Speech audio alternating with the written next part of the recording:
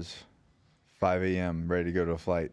Not going because America Airlines is not very American, but Sidney Gordon is. I appreciate that, man.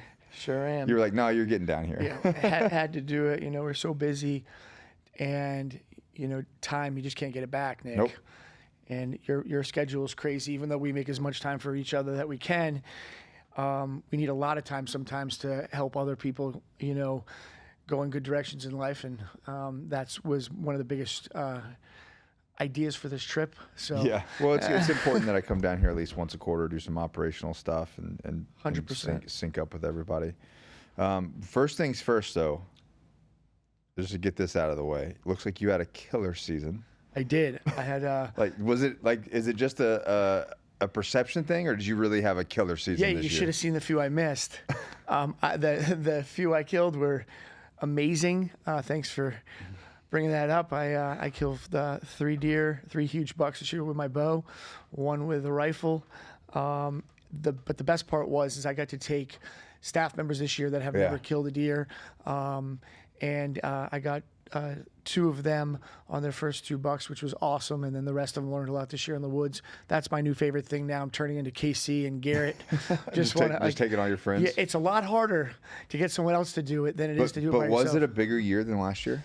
Yeah, it was. Seems like you got some monsters this year. Yeah, I killed year. some big deer this year. You know, Casey and I both had amazing years. His was like the best. He killed the record buck in Florida, killed a 182-inch deer in Oklahoma. I killed a gigantic deer in Ohio, a big one in Pennsylvania, and then a gigantic one in Texas. Was that the one you did with Cody? Cody, yeah, yep. And Cody did awesome. He killed his first buck with the bow, which was great. Yeah. It's always interesting, you know. A lot of vets that saw a lot when you guys were doing the deal. It's hard for them to get into killing a deer, and for him it was hard. But then I said, "Hey, dude, you should try this bow," and he's like, "Well, you're up close and personal. You have to be very, very strategic." Yeah, Cody's shooting a gun from far away is like. Yeah, exactly. You take a nap and do it. Yeah, no, that's the truth, and now it's super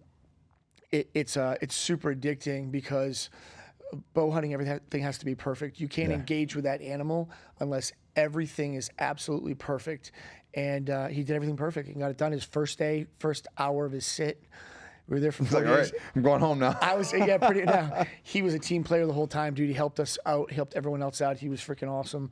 So hats off to Cody. Jason Frost killed his first buck this year. That was sick. You know, Brent, who's down here, who basically has been helping me up north hunt. You know, he's one of the best in the woods with a bow. Had a great time. He killed 2 bucks, which was awesome with his bow. So we just had. What was your best experience of the year? My best experience of the year, I have it on drone video. I'll tag it to this.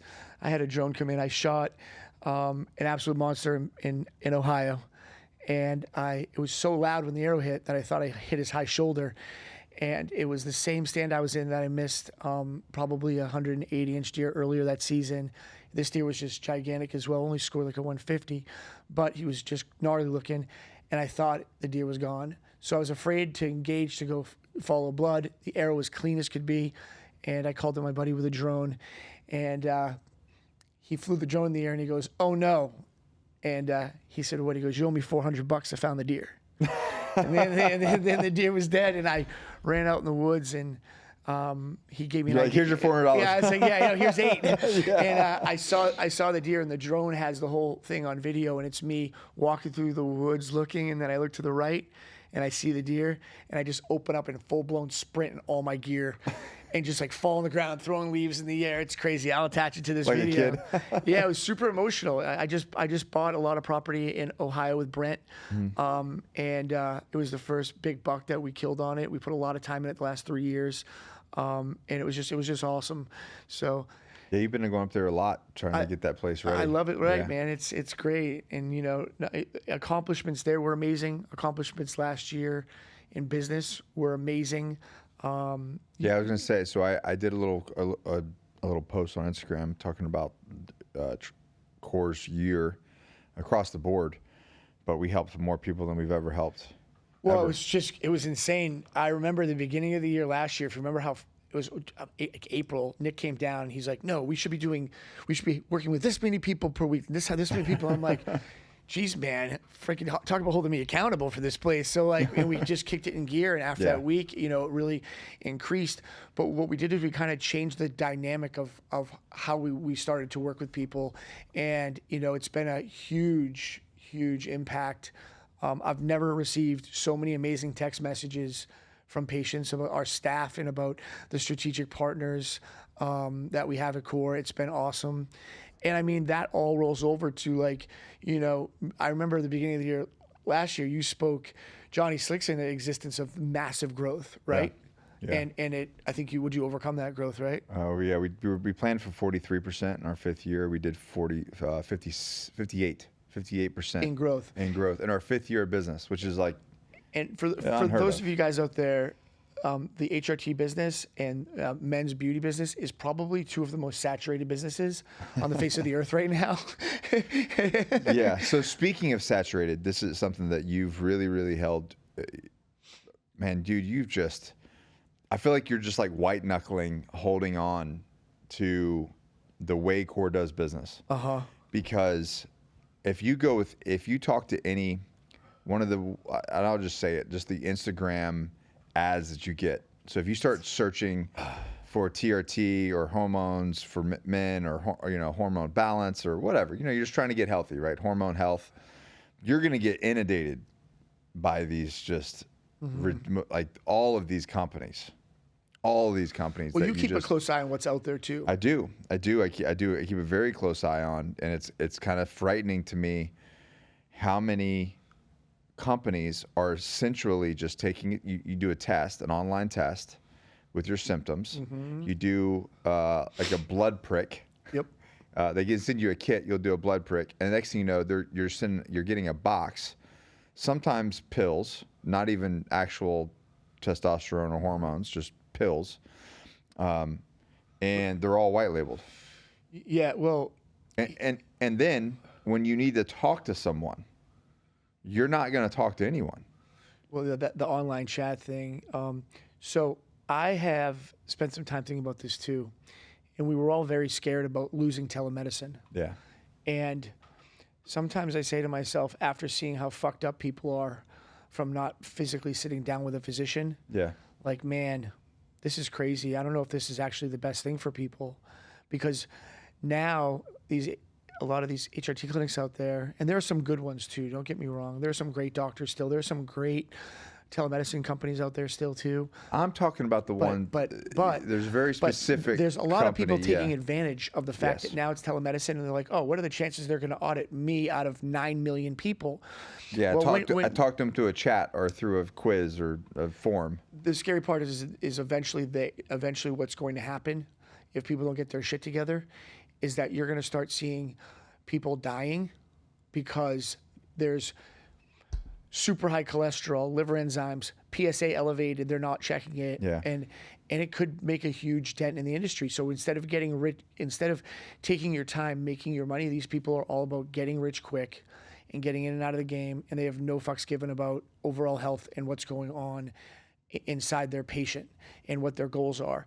And it's even scarier. But hey, it looks real convenient. It does. It does look convenient. So is black market, right? Yeah. But we'll get into that in a second. But the scarier thing for me is you and I both know that, don't kill me, girls, that it's a lot easier to dial in a male than it is a female. A guy you can dial in 7 to 10 weeks, do another blood panel, and get them going. Yeah. A female has a lot going on. And there's a lot of clinics out there that are doing in more ways than one, ladies. Yeah, exactly. And the clinics out there that are taking a woman and not even asking, hey, when was the last time that you had a baby, and putting them on progesterone and testosterone, and their hormones are still screwed up and they might be in menopause, are making households a dangerous place to be, causing suicide. It's real life. Yeah. And the fact of the matter is that, things like this, when I started in the business, it was a lot of places. I'm sure you guys have heard the story, but I started, didn't know really what I was doing, hired a bunch of doctors, spent a lot of time, took baby steps. And during that time, it was time of the pill mills, and all the owners of the pill mills down here in South Florida also owned HRT clinics. you get your Percocets, Oxycontin, and they'd also send you out a list of testosterone and anabolic steroids that you could get. And by the grace of God, the reason why So crazy, dude. why we're here today and so successful is those places all got put out of business. You had, because of your other business, which most people don't know, you had to have looked at that situation and going, this is going to be so bad. Well, it was so bad because I knew people in every angle of my life. I have, like you, I had my jujitsu friends, I had my hunting friends, I had my business friends, I had my friends that would come over for dinner. You know, I had new friends that would come into place. You know, I back then I had a different dynamic around me. In every single one of those dynamics, I knew someone addicted to oxycodone. And it was really bad down here. And then you would just see cars full of people in Target parking lots, just down here, 7 people in a car packed in from up north. And in that plaza in the Target plaza would be a pill mill, and one person at a time would go in, they'd fill their scripts, go to the next place, fill their scripts, and then head up north. That's so And nuts, man. it was wild. It's just easy money. Well, yeah, I mean, the scarier part is now for me to see that now that that's gone, what do they supplement that with in the United States? Fentanyl. Mm-hmm. You know, and that also goes back to, you know, our next conversation of how scary fentanyl is in any type of illegal drug, marijuana, cocaine it's in. You can't find someone going into a treatment facility that has heroin in their system anymore. It's all fentanyl. For years, you can't find heroin in anyone's system. Heroin doesn't exist. It's fentanyl. That's wild. So the hard part is But that it's cheaper it's cheaper and 10 times stronger. and easier, right? easier to get, easier to make. get. Yeah. I mean, and the thing is, you know, the major pharmacies out there that control the country knew how bad it was with the amount of prescriptions going out the door, right? They knew how much of an epidemic it was causing. They didn't stop it. We also know what epidemic that we're in now. Mm-hmm. I heard something really interesting the other day, and if we had a 747 carries 195 people. If we had a 747 crash every day in the United States, do you think we would hear about it? No, but that's how many people die a day from fentanyl. So that's the reality of it. Because they're drug addicts, they deserve to fucking die. No, they're probably drug addicts because some doctor put them. If planes were dropping out of the sky if one plane a day was dropping. Yep. Yeah, it would. It'd be a big issue, right? It'd be an issue. Yeah. But the thing is that now that, and you and I both, especially your world, you have dear friends that have been hooked on painkillers, and they were not drug addicts. I literally the last podcast, I think it's 082 with John Stevens, another teammate of mine. Yep. Very heavy podcast. That was very, very heavy podcast. I talked to him about his transition out, his injuries, and getting addicted to pain meds, and then everything he had to go through to kind of get through that. And I was kind of right there by his side as he was going through it, and it was rough, man. It was rough. I mean, yeah. So there's a lot of people out there that decide that they're going to try heavy drugs young, right? And good family, bad family, doesn't make a difference, right? It doesn't matter. It doesn't matter. They wealthy don't. People Yeah, it's not like the drug gets to pick who they get to destroy their life with, you know. No. And then you have the person that was a pro athlete and in massive amounts of pain, or as far as I'm concerned, your world's full of pro athletes too. Yeah. And or a businessman that, you know, falls on ice and breaks their hip, or an 80-year-old person, you know, pain management their entire life. And unfortunately, when the drugs stop working, they look for other things, and that's why we're seeing such massive amounts of ODs. Are you build up a tolerance to it, and it's not causing the pain, so they add a little more, and then add a little more, and then and then all of a sudden you're buying more scripts because of the pain, and then all of a sudden someone introduces you to fentanyl, and then all of a sudden you're fucking dead. I wonder what the percentage is, and it's got to be out there. The percentage of people that start out, you know, an injury, surgery, something that. Then they start out a scripted pain med that's somewhat manageable, and then they self-medicate with more. And then what is the percentage of people that switch to black market fentanyl? fentanyl, heroin, whatever. The crazy thing is fentanyl is black market if you buy it black market, right? But they use fentanyl, right, in the hospitals, and you know, if you get a taste of fentanyl or morphine in the hospital, and then you come out and you get handed 5 milligrams of Oxycontin with 325 milligrams of acetaminophen in it, it really isn't doing the trick. Right. You're chasing that first pain relief, right? Yeah.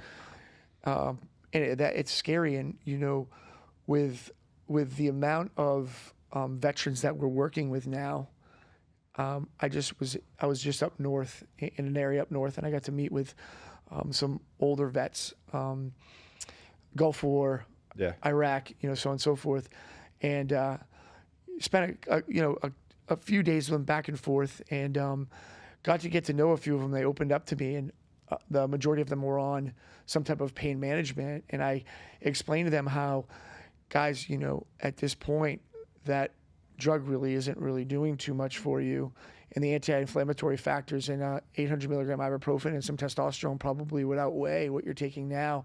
And quite frankly, you can't even go away for a week and a half to 2 weeks, because if your script runs out, you get sick, and you're married to that prescription, right? You can't go. Yeah, John was telling me about how when he was coming off, like he was like having diarrhea and throwing up, and he said it was rough for about 3 weeks. So I mean, he did it by himself. Yeah, I mean, so there's other, you know, you can do Subutex, but then there's a lot of people that decide that they're going to go on Subutex for the rest of their life, or you know, they go on the Subutex and they decide, you know what, oh, I got this. They slowly taper off, and then they're back on their painkillers again. Yeah, that drug is embedded in your brain. That drug does not go away. That feeling of that oxycodone, that drug is always on your mind. The pharmaceutical companies designed it that way. There's a documentary on it, and it's a serious thing. And what was really sad to me, because I never thought about it, and I brought it to your attention today. You have a veteran that comes, that even gets hurt when they weren't at war.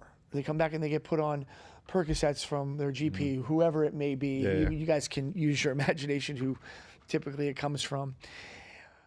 The worst is Xanax, because that drug can kill you coming off of it, worse than alcohol. But and it's so freely given, so freely given. Yeah, I mean, you can walk in, say the right sentence, and you're walking out with a script for Xanax. It's wild, and the ripple effect is tremendous, because what it's doing is slowing everyone's brain down that gets it, right? And they're in slow motion. They don't want to deal with feelings. They don't want to. They don't want to deal with, I get aggressive. You get aggressive, okay? Well, why do you get aggressive? You know, like, let's work through it. You know what I mean? There's other options other than, I mean, Nick, I know you. Let's do the work. I know you've probably had times in your life where you got pretty fucking aggressive. Yeah. Right. But you don't get aggressive anymore unless someone fucks with your family, right? There's a very few reasons why you would get aggressive. Yeah, and even more so now, it's like I don't want to be controlled by other people. No way, So dude. just because you say something to me and then I react, it's like, well, who's really in charge of me? Exactly. Who's in control of me? You're in control of me. Exactly correct. Yeah. And so, like, these guys, I'm sitting there talking to them, and they're like, I'm telling you right now, there was like 10 dudes sitting at a table with me, and they're like, yeah, I've been on, oxycodone for, 10 years. And I explained to them about the testosterone, but then I said to myself, shit, even if I give them the test, they can't just come off these drugs. What the hell do we do? Like, what they got to go to treatment? Yeah. They're going to go shit themselves at 60 years old? Yeah. At 50 years old for 3 weeks? Like, what do you do there? And, unfortunately, it's a huge commitment. And I challenge people to make that commitment, because it's a week or two for the rest of their life being like eye-opened and like really seeing life again. I explained it when I was speaking the other day as when I was 22, I was driving around everywhere, and whoever's in the car with me was like scared shitless because I'm almost slamming into the back of cars. I didn't realize I needed glasses. I couldn't see. I got LASIK and the world was back.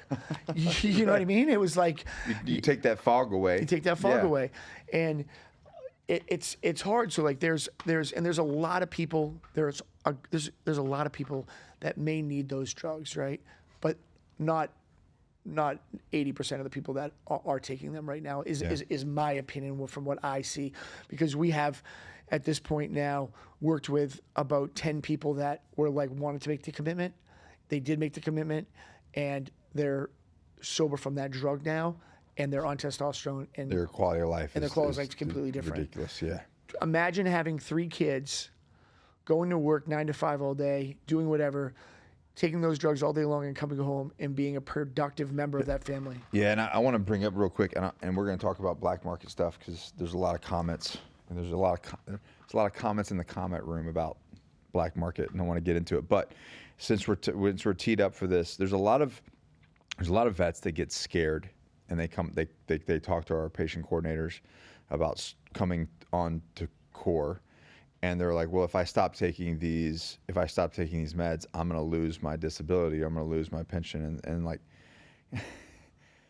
and I believe, and I truly do believe that they're being told this by someone, by their rep at the VA or their doctor or whatever. But the reality is that's not the case. Okay. It's just not the case. Because until we spoke earlier, I thought that was. No, it's ridiculous. Yeah. It's a scare tactic. Now, has there been administrative issues with people in the VA? Yes. There have been guys that literally have no arms and hands that have had their disability taken from them because they were quote unquote healed. Well, someone who might have been suicidal, the VA might be scared for that person to come off of their trazodone or their psych drugs, and that could be a scare tactic or really a real thing. And you know what? And a very valuable thing. I've never condoned saying to come off those meds like cold turkey. Should you come off of them? Yes, I do believe that 99% of the populace do not need to be on them. And there's another way. Now there might be a bridging method. If somebody walks in and they're at a freaking 10 and they just can't cope, they can't sleep, they can't cope, they're in crisis mode. Yeah, I mean, there's a time and a place for a very small percentage of people. Well, it's funny because the pain pills back in the day when I started in this business were prescribing pain pills and steroids because their testosterone was so freaking suppressed and they were so miserable. They wanted to take the testosterone so that they could get an erection. Because of the pain pills. Exactly. Yeah, that's why the companies were making so much money. So you had. Oh, it's so evil, dude. You're selling. Oh my God. Now you're getting in like the Johnny Slick story because it's like, I'm gonna sell. You're gonna pay me. And I'm gonna punch you in the eye. And then you're gonna pay me, and I'm gonna give you the ice pack. Or it's like making a vaccine that gives people heart attacks, and then making a solution for those heart attacks. Nobody would ever do that, Sid. Nobody. It's ridiculous. We're buying the company that has a solution. Yeah, nobody would ever. Can you conceive of doing something like that? Exactly. But anyways, the reality is this, man. Like you're not, if you are a veteran, like they can't take your stuff, and if they do, and they've pushed me in the same way, and you know I get VA disability, and have since I exited. But you don't use the VA that often, do you? I use the VA for my general health, if you will. Okay. Every time I go in there, they try to tell me to stop taking TRT. I'm like, okay. Yeah, okay. Like, cool. Did you see me when I was listening to you? Yeah, right. Yeah, exactly. Because I show people that picture all the time, you know, mentally, physically. Well, just listen to the book, dude. I had like 18 bottles of pills that they were giving me. It was ridiculous. And I was miserable, like you're talking about. The quality of life was just miserable. And my direction of my business and my family and my life was just ridiculous. As soon as I transitioned off of all of that and got onto TRT, it was like the fog lifted. And I mean, I've told this story a million times, so I don't need to get into it too much. But the fog lifted, and it was like I had a very crystal clear direction for my life, for my business. I knew exactly this is the vein that we're going to go into. And when that happened, my whole life turned around, and it was just an upward trajectory ever since then. And it for you, it happened real quick, right? It seemed, well, for you at the time, probably it didn't feel like it did, right? But no, it did. I mean, you got to look at a long period of time. I mean, I see time differently now, right? Like everybody wants things like Well, you walk a mile in the woods, you got to walk a mile out. Yeah, exactly. And no, what I'm saying is that, like, sometimes you really acted on it immediately. You're right. That is the one thing that I'll say is I didn't wring my hands. I didn't hem and haw. I didn't hesitate. I just jumped. Because you know the story. Like, I had that incident at the beach where I was ready to call it, and it was either okay. Once I realized that that's not a direction I was going to take. Yep. Well, what the fuck are we doing? Let's get to work. Yeah, and I'm sure that incident at the beach was a very low place. Yeah. And you probably didn't want to go back there again. No, that was it, man. It's hard to tell that story twice, if you're that lucky. Veterans, listen, guys, like here's the biggest thing, and me and all my friends, and you hear, guys like Cody and Alfred, Cody and Vince, and all these guys talk about it. Like, the reality is, you have to take ownership of your own health. Like, the fact that you're entrusting this other entity with what's best for you, yep, is kind of crazy. Like, you need to be in charge of your life. You need to be in charge of your health and what you have going on. So anyways, the reality is they can't just because you're taking this bottle of pills, they're like, now we're going to pay you because you're on this bottle of pills. And the reality is that's just a medication to assist a symptom. So what's the difference in being on TRT for that symptom? Do you know what I'm saying? Exactly. It's not fixed by a specific medicine. So to give you an example, they had me on, it was, I want to say three different medications for migraines due to TBI. Crazy meds. Right, crazy headache meds that alter your cognitive function. A friend of mine was actually, and you probably know about this because of your business and your background. There's actually a Botox method specifically for, and he told me, he's like, dude, I'm telling you right now, it is amazing. It works. It works. Works for your jaws too. If you clench your jaws all the time, dentists do it now. Really? Yeah. So the protocol is, and the neuro does this, an actual neurologist is the one that administers it. So I pushed for 6 years to get this done. And then I was doing it outside the VA, but finally I got the VA to do it, but it took me 6 years to see a neurologist. It was actually, not to hate to break it to everybody, but it was when Trump got in the office that the VA's care kind of turned a corner. Yep. It's kind of turned down a corner since he's left, but go figure there. Yeah, well, I mean, you weren't paying for your own plate carriers then now either. Yeah, right, yeah. So, but anyways, so when he did the community care and he did all the kind of the reorg of the VA, that's when I got it. But anyways, 31 shots around the crown, or 31 shots total around the crown, down the back of the neck, into the traps, and then I think like one right in the middle. Yeah. And dude, it's a game changer. Yeah, it is. My point to that is, whether they gave me the ridiculous migraine meds or they gave me that, nothing was changing. It's just choice of medication. You can choose your care. Great freaking example. Yeah, it's your body. It's your body. Yep. What do they say? Your body, your choice, right? Yeah, That's what everybody's screaming.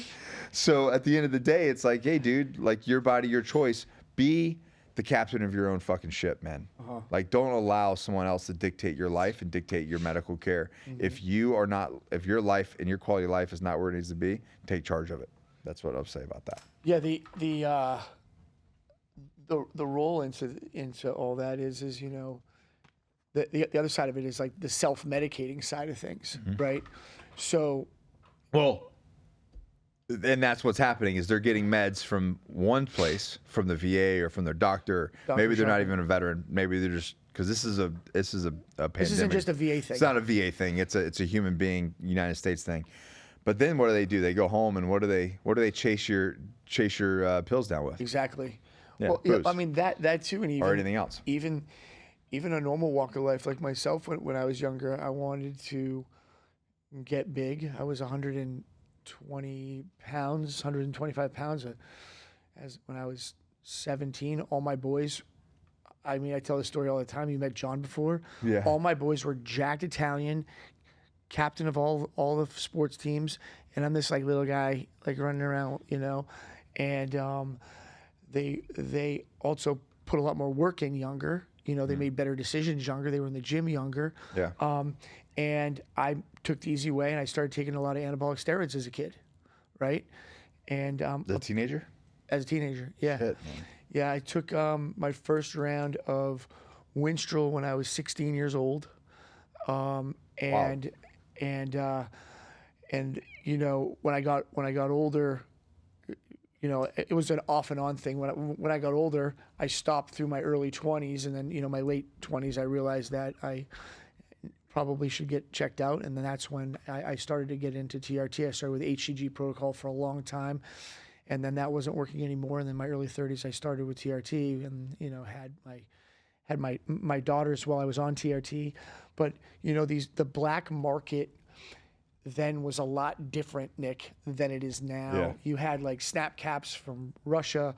They were like human consumption snap caps. They were like, it was like real testosterone. You took a half a cc, you felt like, Yeah, Mel talks a lot about that, about like the 70s and 80s and where things were back in the day. Yeah. Well, we were in the same community with that through the early 90s. Yeah. And it was serious now. Now, it's part of our topic today, kind of talking about black market steroids. Yeah, and one of the reasons why I wanted to bring up the whole black market thing is, we have videos of me talking about TRT that have gone viral, and a lot of it has to do with just my personal story, like me telling my personal story about what the benefits, and I turned 42 next month.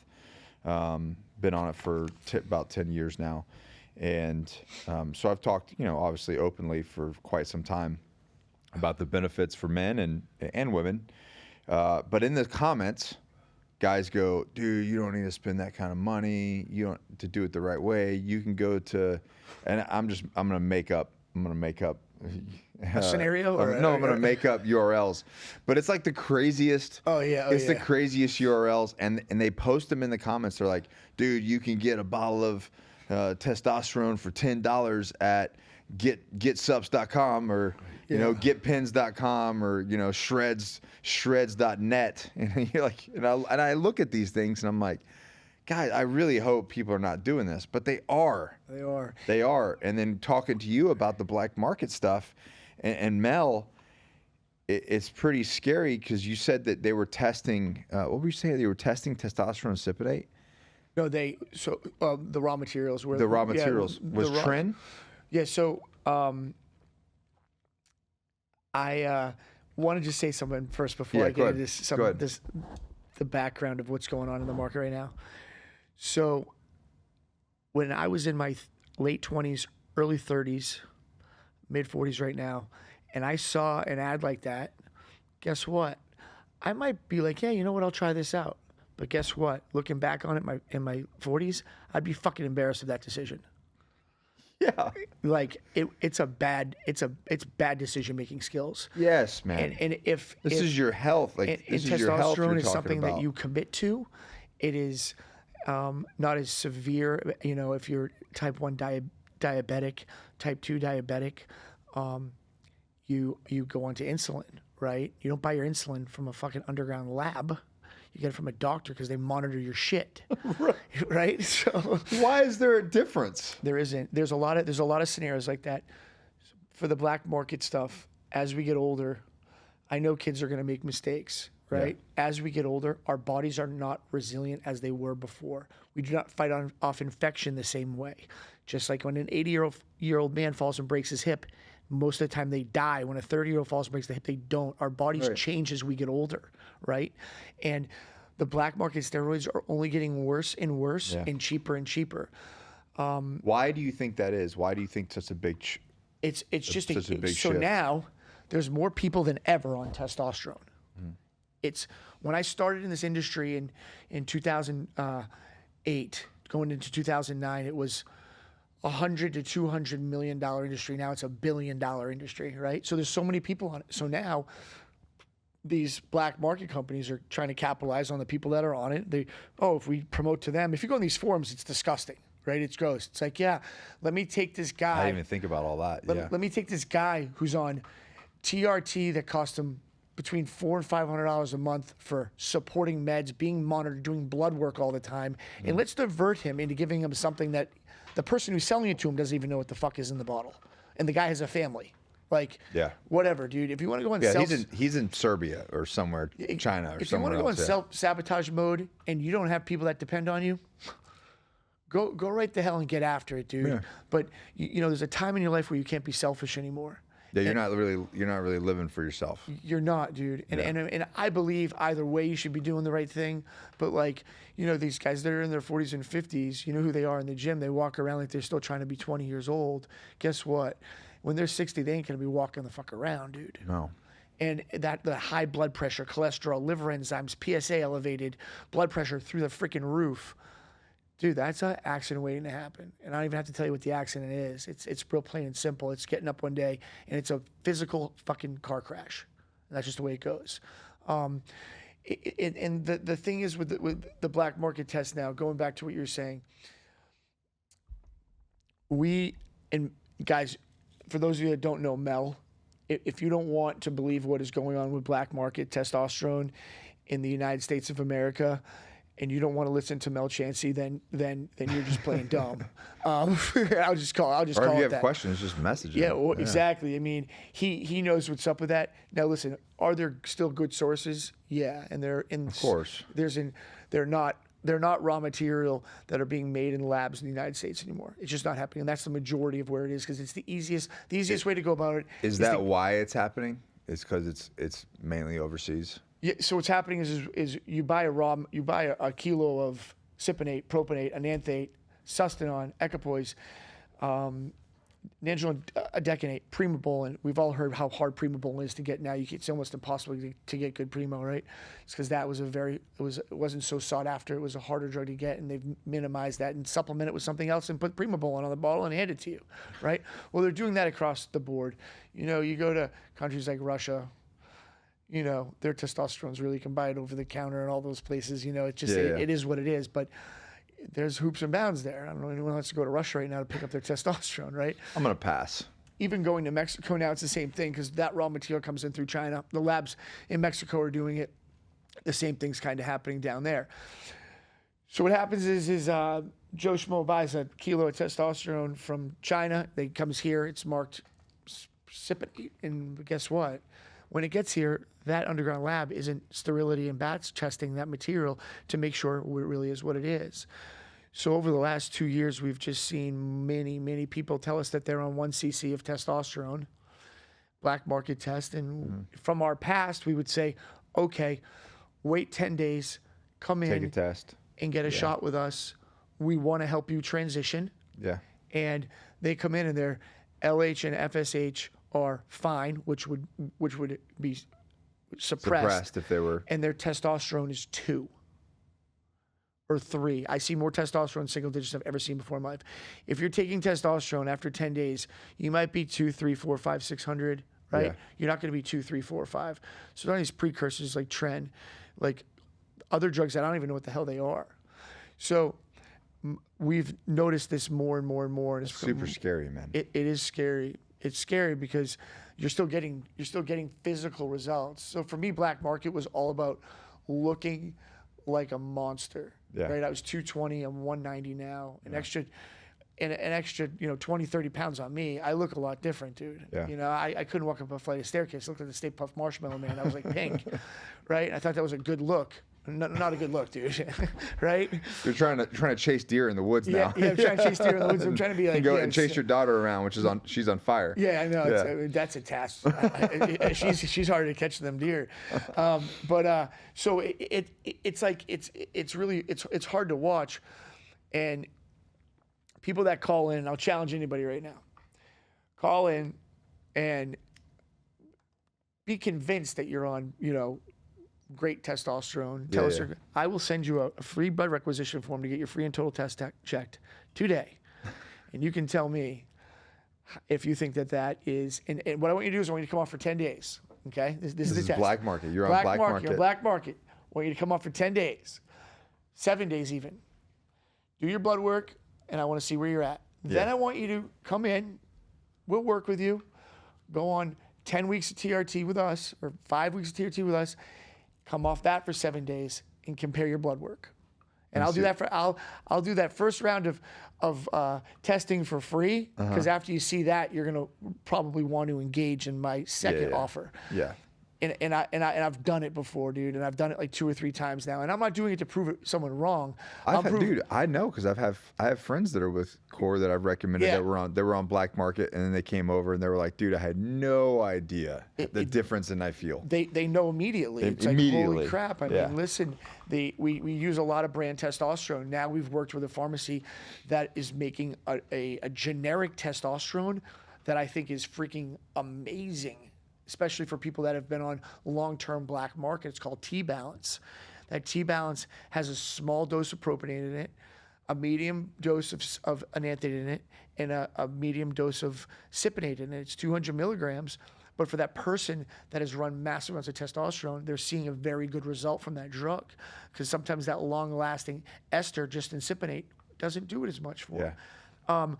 But listen, there's a lot of ways to skin the cat, and we figured those ways out, and we're here to help. And the black market epidemic with testosterone is a problem. It's just not a sterile thing anymore either.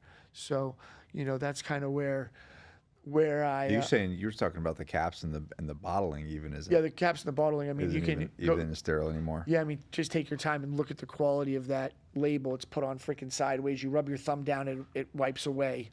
It's gone, right? The bottle, it's a clear bottle. Guess what? Testosterone should be in a clear bottle. If it's black market testosterone, it should be in a clear bottle, because they can't get that pH right. Right. There's a lot of things that come into play. And when you're sterility and batch testing, yeah, you can get away with that. But, why do you think every brand testosterone is in a dark bottle? Yeah. Simple. I didn't even think about that, dude. So all of these other clinics that are out there. Well, I mean, so generic testosterone from one of our pharmacies could be in a clear bottle, because they get their pH right. They're batch testing, sterility testing, the whole thing. Yeah. But these other places, I'm talking about the white label stuff that I'm seeing. Oh, white label stuff? Yeah, it could be an issue. It could be it could be an issue. I mean, make sure it says the pharmacy's name on that bottle, because there's places out there that are direct shipping. They're direct shipping right from the company, the HRT clinic. And if it's not coming from the pharmacy direct, that's a red flag, in my opinion. Yeah, because I get a lot of comments on the videos like, "Oh, use this company, use that company." And then I'm like, "No, bro, don't do that." The thing is I mean, I've been dealing with that as well, and I know that those are people from other HRT clinics. That's a sorry motherfucker that has to capitalize on your hard work to educate people the right way and to try to divert them to a clinic that basically they won't ever even speak to. No, don't have talked to anybody. Exactly, and it's like. That's why I just made a video. I don't even think we haven't published it yet, but I was talking about that. Like, if you're frustrated with your current clinic because you're not talking to a doctor, you're not talking to a patient coordinator, like a human being on the phone about your health and your quality of life, dude. So that kind of goes back circle. Like, you've white knuckled held on to that because of how important it is to take care of a patient. It's super important. And guys, if you don't want to talk to somebody, don't call us, because we're going to call you at week 3 after you get your testosterone. You're going to speak with a doctor. You're going to speak to a PA. You're going to speak to an onboarding specialist. You're going to hear from me eventually. And the other side of it too is, guys, it's plain and simple. I could wipe out, we have about 85 staff members. I could take that down to about 20. And run the same play everybody's doing. And run the same play. I mean, we're millions of dollars a year in salary for 13 PAs and 5 doctors, not to mention... What I didn't even realize is the licensing you pay for all of the different PAs and MAs that you have work, and the doctors that you work for. There's 3 or 4 other clinics in the country that are compliant like that, and they're great clinics. They're fantastic clinics. I mean, we're in 43 states. Do your homework. DA license for every doctor I have. I mean, it was disgusting. It's almost like they don't want you to be in business. They don't, but anytime someone doesn't want me to do something, I know that there's a reason and there's a benefit for people. So let's talk about that. Everybody, people kind of lump HRT clinic a proper, and I'm talking about the ones that are doing it right, the ones that are compliant with the DEA, the ones you dude. It pains me to watch what you go through with compliance. Mm-hmm. It like hurts my feelings, Sid. Yeah. Jackie doesn't like it either because it's impossible for me not to bring it home with me. Yeah. Especially in our current administration. Yeah. But you do it. You do it. You get it done. And we maintain that compliance. And there's clinics out there that are doing. There's a handful of clinics out there doing it the same.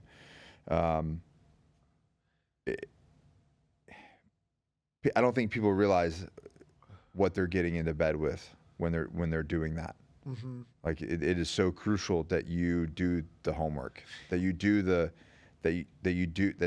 we do that hard work so that we can properly take care of a patient. Yeah, well, the thing is that there's certain states that we don't operate in simply because it would do disjustice to the current patients that we have. Yeah. They're very difficult to ship into. There's certain drugs that we can't prescribe to them, and 80% of those drugs the people may need, and I can't give them a good protocol. So we have, in the 5 states, I have 5 places that I would send you if I can't make it happen for you, because there are good clinics in those states. Those are someone that and we have good working relationship with those clinics to make sure that those patients get taken care of. Exactly correct. And vice versa. For core, it's just not. It's not for me, right? Yeah. And the most important part is that, like, as we get older and things become more difficult, those challenges are attractive to me, right? I like those challenges. It keeps me on my toes. Last time I was here, something happened, and it was funny. I've known you so long to now to where it's like, it was a big hit. Yeah. Like we left this studio, you got a phone call and it was a big hit. Yeah, yeah. And my first gut reaction, and I think I even said it out loud, is you'll figure it out. Yeah, that's right. Yeah.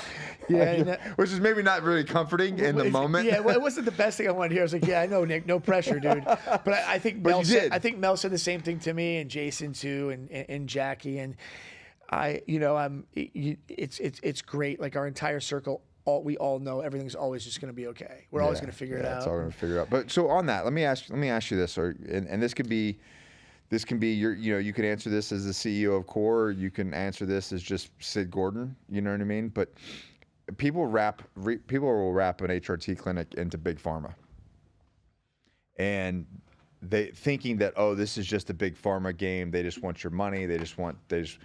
And what I don't think a lot of people realize is we are kind of the target. We are. They do not like us. Big pharma. We're not a big pharma. We're not part of big pharma's plan. So with that being said, big pharma does have sure Pfizer, Wetzer, sure, like they do have testosterone. What they don't love about the industry right now is some of these peptides out there that are fucking amazing, that have changed people's lives, that have helped them beat type 2 diabetes, that have helped them recover from injuries without surgery, that have increased their cell regeneration and make it affordable so they don't have to sought out and try to find growth hormone. I can go on and on with some of these peptides. Now, that's kind of what I'm getting to. Some of these peptides I really don't love. There's some that out there we don't prescribe, the ones that I don't like, so don't worry about getting them and me not liking them from us. But they're making it very difficult, and the approach was having the FDA come in, and treating it like it's a food, because that's what the FDA handles, right? And there's some pharmacies out there that are fighting very hard against these changes because it should really be a DEA thing, right? Yeah. Unfortunately, when the FDA comes, they have the ability to bring the DEA with them. We're being very cautious about it and how we're handling it. We have a consultant group that's one of the most powerful in the country that works with us, and they've given us great insight on how to handle things.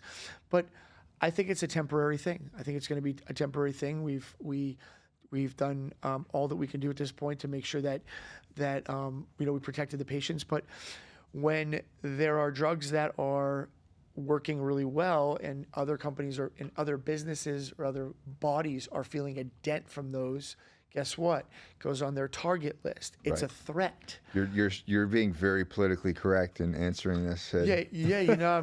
I'm trying to. I know what's, in my opinion, for me, I know what's right. I know what's wrong. Right. And, you know, Is it a money thing? yeah, it's a big money thing. It's all a big money thing. At the end of the day, it's hurting their pocket. It hurts their pocket. Because the blood pressure meds, the type 2 diabetes meds, are minimizing. I mean, look SSR. at semaglutide, tirzepatide. No, I'm not talking about the good ones. I'm talking about the ones that they prescribe normally. No, well, what I'm saying is that, for instance, like you have tirzepatide and semaglutide, right? Right. And they have brand, right? The semaglutide. Yeah, of course. You know, and then, you know, there's a brand of it, but the brand and generic are identical, right? And these bigger companies have the brand that are expensive. Your insurance is paying $3,000 a month for them. You can get them for $300. Right. And we're putting a dent in that with these peptides, which is essentially a peptide, but you're getting it through a clinic like mine. So they're looking at, you know, that's going to be on the chopping block. And you're going to take that medicine until the day you die. Well, yes, the cholesterol. And that's what unless you're type 2, you lose weight, you become a Nick K and decide to change your dynamic of life. But guess what? That's 1 in 1,000, right? Right, now. exactly. And that's just what I see. I see it being HRT clinics are a direct threat to their bottom line. It has nothing to do with the care of the patient, and that's all. So then their lobbyists go and they get the FDA involved and they get politicians involved, depending on the administration. Yep, exactly. And they just target things, and it has nothing to do with the best interest of an American or the patient themselves. Well, it's become such a household thing at this point to where like being on pills, not even mind-altering pills, but being on pills to keep you healthy are good. It's like, normal. Every year that goes by, when I first started, I'm telling you right now, I did not have patients under the age of 40 years old on testosterone. Yeah. That didn't have trauma from being overseas. Right. Or getting in a massive car accident. Like a type 2 hypergonadism issue. Like a real thing, getting hit by a freaking truck. Right. Whatever that might be, losing a limb, whatever that could be. We did not have them. Now we have patients getting to their late 20s that are like, Mr. Gordon, I've never been on testosterone in my entire life. And they look like they're in a semi-decent shape, and their test is like 400 at 28 years old. It's like, dude, what the fuck's going on? Well, I've seen under 300 in early 20s. Basic minor psych drugs that they decided that their teacher said that they needed when they were in third grade. Yeah, Dunzo, dude. Yep. What, you're fucked. And it's a real thing, and that's why. Like, I mean, you know, my son. If my son went to preschool or kindergarten, how long do you think it'd be coming back saying, "Hey, I think you need to address a ADHD or a hyper whatever syndrome"? It's I'm in the same boat, and my. I mean, I know I'm going to be dealing that with Jada because she's my daughter. Yeah. And I mean, your son's got a lot of freaking energy. Yeah. Kids are supposed to have fucking energy. He's a boy. There's him, nothing wrong with him. Keep him engaged. Yeah. Keep him engaged instead of making him sit there and take nap time. Wear the motherfucker out on the slide. Right, you know what I mean? yeah. Like, but they're so quick, and I think that's the reason why these things are happening. Not to mention sedentary lifestyles. I mean, you and I grew up. There was no reason for us to be inside. Nope. If we were inside, we're bored out of our mind. Yep. Well, majority of the youth have grown up inside, sitting on their ass, and we deal with this. That's how the Agoge originally got started. Is these young kids were like, "Hey, I want to go be in the military now." Well, dude, you haven't done anything physical in 15 years. Your body's not going to handle up. And when you start looking at their testosterone and their physical capabilities, it's not there. Yeah, I mean, there's I landscaped when I was getting older and ran heavy machinery, and when I was younger, right? And I gotta tell you, man, I was in some freaking shape, dude, from that, and I still worked out. Oh. And out of 50 kids, how many teenagers are doing that? Out of 50, how many have some sort of hard... well, our borders are so wide open that they don't have the opportunity anymore. Right. No, I'm just kidding. But I'm just saying. No, like, seriously though. That's out of 50, let's call it 13 to 17. Out of 50 13 to 17-year-old boys, how many of them have a hard labor job? No, I mean like I can't think of it in like the fraction. town. It doesn't. Even like kids working in a restaurant now, dude. I believe that a restaurant has very similarities, Yeah. and in some situations can be better because you're engaging with people at a young age, or standing on your feet for 8 hours at Publix bagging groceries. Yeah. Guess what? You see elderly people doing that now, which is sad because they just need health Or insurance. they won't. I mean, it's getting to a point they don't even have those people. Exactly. You do it yourself. Yeah. So, listen, times have changed, things have changed, but I believe it's us as men and parents and strong women to make them engage in that and find them and make them cut the freaking grass, make them do things like Exactly. that. And I think that there's a lot of responsibility on the parents' end. Right, I think it starts with the father. It starts with the father leading the way. It starts the father setting the example. And if the father's not doing it, it's funny because I just made a video about this, that everybody says, will you die? I'll die for my kids. I'll die for my kids. Yeah, of course. I mean, you would die for your kids. Like, it would be not even a thought. Nope. It would be a reaction, right? I've been there almost. Yeah, that's true. Story for a different time. Yeah. But how many of you will actually live with your kids, live for your kids, do the work to make you healthy to where you live for a kid? I don't know if I told you this. I talked about it on another podcast, but I made a video. I was all worked up because this guy messaged me. He wanted help. He was like 380 pounds, and he was frustrated, and he wanted to join the Agoge. So I let him. I said, hey, let's get into the Agoge. And he goes, no, I can't afford it because I got this and I got this. I'm talking like $300. Like, I put him at like, hey, like, let's just start here, $299 a month. Let's get your diet squared away. Let's get you on a regime. See for serious. Let's see, yeah. And he's like, no, I can't afford it. I'm like, what are you, like, he's drinking every single night. He was 380 pounds, smoking, drinking. Like, dude. Why'd you call me? Yeah. He's like, I can't afford it. I said, okay, why don't you let me talk to your wife and kids? Ask them if they can afford it. Because you're 380 pounds. I'm going to tell you right now, you are not living a long life. So I got all worked up because this guy is just, he had like 4 kids and a wife. And that just, it just frustrates the piss out of me. It's hard because sometimes you want it more for them than they want it for Yeah, themselves. exactly. Yeah, and I'm like, I know what your is it? kids are looking at. Yeah, no, firsthand probably. You know what I'm saying? Yeah, so it's I'm like, I like, this is a problem, man. Mm-hmm. Like, what are you talking about? Let me talk to your wife and see if it's okay. And anyways, so I made a video saying, hey, listen, if you're 380 pounds and if you're not taking corrective action, like, and not to a place to where you can watch your kids grow up and you can watch your grandkids, like, you're a fucking selfish father. You're a selfish human being. And people like, they just wrecked me, right? Except this one woman. This one woman said, Nick, you don't know me, but you're absolutely right. There's not a day that goes by that all of us wish so-and-so was still here. So apparently this same exact story, didn't take corrective action, loved his family, I love the comments ended after that. Yeah, loved his family, but didn't take care of himself. Mm-hmm. Ended up dying in his 50s. All his kids were still at the house. They've grown up, they've had kids, and there's not a day that they get together that they don't talk about their dad and wish that they would see what the kids did with their lives, what the grandkids are doing with their lives, and just being a part of that family. And the grandmother, the mother, was like, we just all miss him so much, and we just wish that he would have taken care of himself.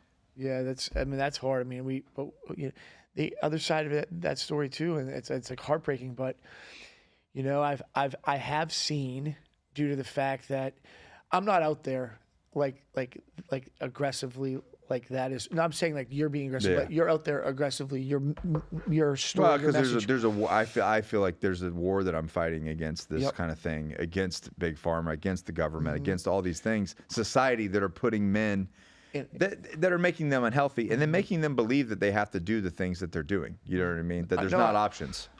I get it. Just like, well, where I'm on the backside of this thing, trying to keep the ability to help these people Right. alive. You're on the front lines is kind of Right. where I'm at with Cody and Jason. I do have to say though, in the last 2 years, we have had some freaking amazing success stories. I think that the whole pandemic and the whole COVID thing and the way that it was handled really woke up a lot of men.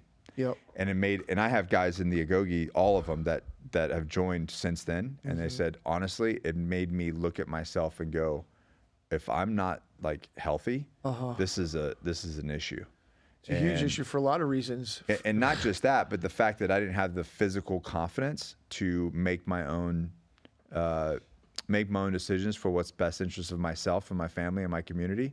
That we were just all the men were, you know, and I'll say us as I'll throw myself in there as well. We were collectively asleep at the wheel. And I think since then, like you said, the last 2 years has just been a huge uptick, because I think we've now said, if not me, who? Exactly. Well, that's, yeah. I mean, there were some things I wanted to, ask you today too, and like what I have kids in my life from immediate family and other families that I was, number one, was friends with their husband.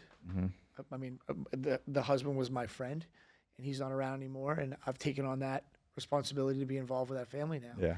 I have that with A handful of people. Yeah. Right? And unfortunately, like if you don't get involved, that kid's going to be another statistic of a fucking nightmare. And once you do figure it out, which I have a pretty strong direction in like where I want to go with things right now in life. Once you do figure that out and you're successful, like, it's your turn to step up, because there's a lot of people out there that need your freaking help. Yeah, you told me that a little bit ago. You were like, it's really not about you anymore. It's not. It's about all the other people that's around me. It is. That's why it's so crucial that we do things the right way, and that's why it's so crucial that we take care of ourselves. Well, it keeps me in line, because now I know that more and more people depend on me, like you. Between the two of us, there's a lot of hundreds of people that like directly depend on us, right?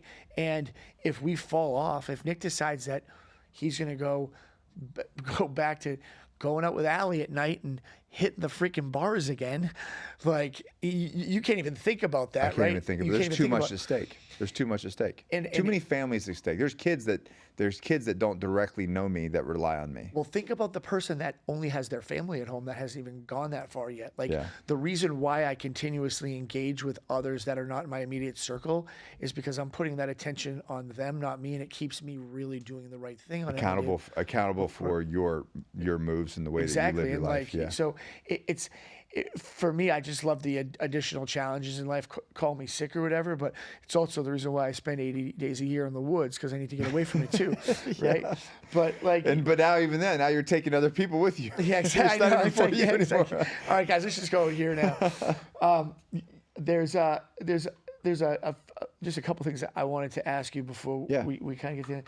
So I'm a dad out there. I am a dad. I'm a dad, and I'm going down this path to where I feel like I'm just existing. Okay, I'm not doing things that are wrong. I'm not drinking every night. I'm not Groundhog Day. I'm not completely out of shape. 2 hours in front of the television. Love my wife. Love my kids. Instilling real strong men moral values in the household is not my best thing. Right? Let's just pretend. And I'm looking to grow in a direction of being a leader in life. Even if I was or wasn't in the past, I want to be a leader in life. I don't want to be stagnant anymore, right? I don't want to be stagnant anymore. And I want people to look at my kids as leaders and my family as a strong family in multiple ways. What's the first step as a dad, in your opinion? Because I see a lot of people out there promoting a lot of bullshit around this stuff. And I'm interested in how much of it is a HRT clinic that you can't get someone on the phone with, right? Or I'm interested because I know what you do behind the scenes. You keep a lot of it super, super quiet. But I do feel deep down in my heart that you have a recipe for that human. Yeah, and the reality is this. This is what happens. So there's a couple different scenarios here. Typically what happens is a guy will want to, and let's rewind real quick. How does this happen? This happens because of a planned life that they were told or they were exposed to make them think that they had to do a certain thing for a certain reason, right? Get married, have kids, Go to college, got it. get the loan, get the student loans, go get a job, invest in your 401k, right? Or, whatever, buy a whole life insurance policy and then just work until 65. And then at 65, you can start, you'll give your kids a life. And then at 65, you can start living your life. Yeah. Yeah, right. And so anyways, and there's a lot more that goes into it, right? There's a lot more society things, the government, the system that's put in place to put you into essentially a cubicle lifestyle. I'm not saying you work in a cubicle, but a box where you make just enough money to pay an overpriced mortgage because they're going to give you a loan for 40% of what you make, right? So that you then have to go to earn a paycheck to pay the next set of bills, and you realize that you just never get ahead. You're renting from the bank for the rest of your life, and you're living in fear. Yes. Got you. Been there. Yeah, we decided to do something different. Yeah, exactly. Yeah. So, I don't know if I like this method. Now I control those relationships. Right. So, but if you don't know and you've been told by the former generation of us that that's what you do, right? That's the safe bet. And what happens is, and now as society has changed, and I feel like at this point there's no secret that they want you to be fat, they want you to be sick, they want you to be dependent, in debt, right? In the wrong kinds of debt. You and I are in a lot of debt, but good debt. There's a difference. Anyways, and debt doesn't only have to be financial. It could be to a situation. 100%. To a situation. Yeah. You could be in debt to, but. So all of a sudden you get this guy. He's like he takes the matrix pill, right? And he kind of wakes up and he's like, wait a minute, I'm miserable. I'm living Groundhog Day. Yep. Right. And you kind of just said it without saying it. Like I'm living the same day on repeat. And I'm going, and if nothing changes, this will be my life until I'm living the same year, every year until I die. It's not a life. I mean, you might have something great happen, like your daughter could get married, and then you're in more debt, or you might decide to go to the gym one more day a week. Yeah, sure, but it's not like a fucking life-changing situation No. It's where not, you're really affecting you and people around you. Gotcha. And the thing is when you have not been taught, and listen, most men have not been taught the right way. Say it all the time. Neither was I. Wasn't taught right. Wasn't taught right. Exactly. So, is it your responsibility? Is it your fault? 100%? Not 100%. It is your fault if you want a difference, you see a difference, and you don't act on that. You don't lean into the unknown. You don't lean into the uncomfortability. But there's a group of men, like we said before, in the last couple of years that have really woken up. And that's kind of where what happened to me with my gym getting raided by the cops and all the things that happened. It was like, oh, we really are in this like asymmetrical warfare against men, and really look at if the reason why that I was asleep at the wheel. Served 12 years in the military, did all that time overseas. 6 years of it was completely gone. And when I came home, dude, I didn't want to deal with politics. I didn't want to deal with the government. I didn't want to deal with the news. I just wanted to be left the fuck alone. I'm like, I cannot resonate more with like Rambo. You know what I mean? It's like, no, I get it. I come home and it's like, just leave me the fuck alone. Let me like run my business. Let me make some money. Let me go hang out with my family and like live a good life. That's it. That's it. But then they got involved. They drew first blood, and I was like, and then it kind of pulled the shades off my eyes of the situation that we're in. And I'll die on the hill to where I say, if men we're as men, and I'm not, listen, we're all infallible. I'm not perfect. Sid's, you're not perfect. Like, we've talked about the fuck ups that we make. Like, we still are, like, not. I can tell everyone, I can give people really, really good advice, Nick. And I can tell a lot of people what not to fucking do with their life. Too. Yeah, because here's the deal. We're human beings, and I just did this entrepreneur accelerator, and one of Kirk's things said, man, like, listen, we're human beings.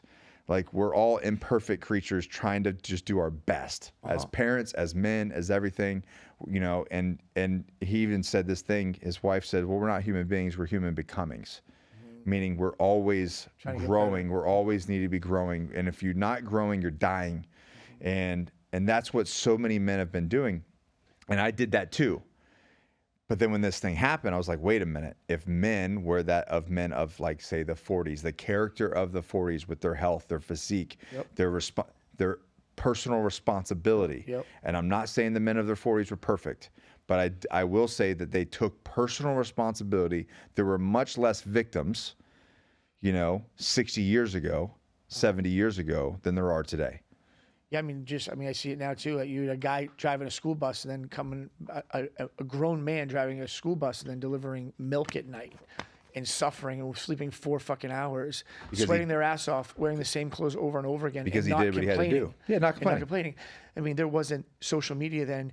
There wasn't entrepreneurship like there is now then. So much opportunity to change your life. So now there's so much opportunity, but guess what? Those people were more fucking savage than 90% of the people walking the face of the earth. Exactly. The hill I'll stand on is if those men were here today, the last 3 years, we would not have the society we would not have had the issues that we had. They would not have been able to pull the shenanigans that they pulled because men in this country would have stand up collectively and said, this is not what's in the best interest of our families, our communities, our kids, our schools, et cetera, our businesses, our livelihood. So no, collectively, but we don't have that. And they were not divided easily either. Right. That was a big thing. That's a big thing. And they want us divided. They want us to. So, anyways, the whole thing about that is you know, that's where, you know, me and my business partners we just said, you know what, we're going to war. We're going to war, and we're not going to war with. I guess technically you can say we're going to war against the system that's been put in place, but the reality is we're going to war against weak men, and we're going to war so that men that want to, the ones that raise their hand and said, you know what, I can be a better husband, I can be a better father, and I can be a better man, and let's put those practices in place, which those practices mean doing the uncomfortable thing, having the vulnerable conversations. I just did an entrepreneur, which, you know, I know we got to talk about this thing too. I just did an entrepreneur accelerator, a 1-day entrepreneur accelerator course with Kirk Weisler. There were more men in there than anybody. And there were grown men that had tears in their eyes talking about their performance, talking about where they want to be and where they're at and what their hangups are. That's a fucking And we're big talking step. about but how many men are willing to get that vulnerable? No, I mean, I love that because not many. Right? Not But many. those guys are the ones that are going to grow. They're going to become better fathers. They're going to be cut because nobody wants to do the hard work. And if you really, really, really want to change your life, dude, you're going to action. You're going to have to go lean into the mirror, get real honest with yourself, real uncomfortable, and start leaning into the uncomfortable things. I mean, that's what everyone doesn't want to do, you know, even here. Because the society wants you to be, hey, you should just be happy. Here's a good challenge. Just be happy.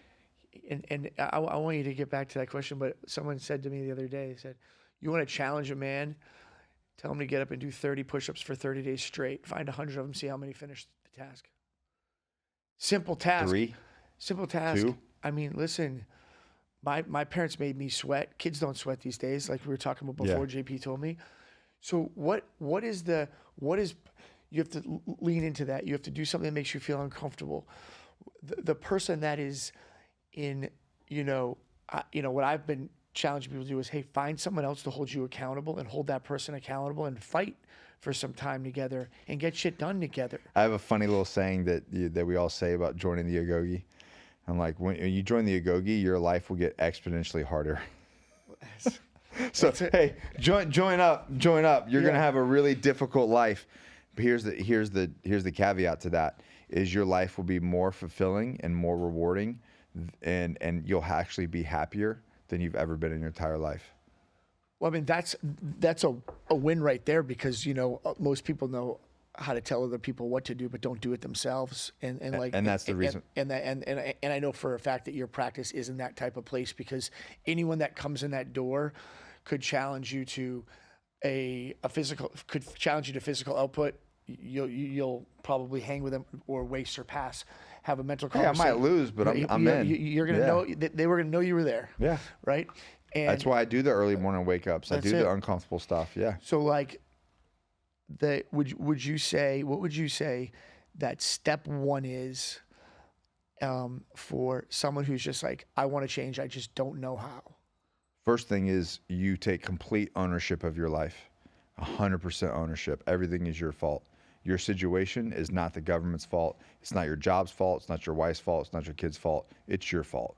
It's 100% your fault. Then, like you just said, you go and get help. You go get help. And here's the reason why. Because like what you just said, the accountability portion. We have to be accountable to other people. If the people that are running 7-figure businesses that I coach make more money and improve their life simply because we sit in a room, we set rocks on the board that we're going to hit, and then I hold them accountable for their daily work. You know what's amazing about that? Until I had, you know, you and Mel and a lot of the other guys in my life, even Brandon, Mike Arrow, Travis. Yeah. Right?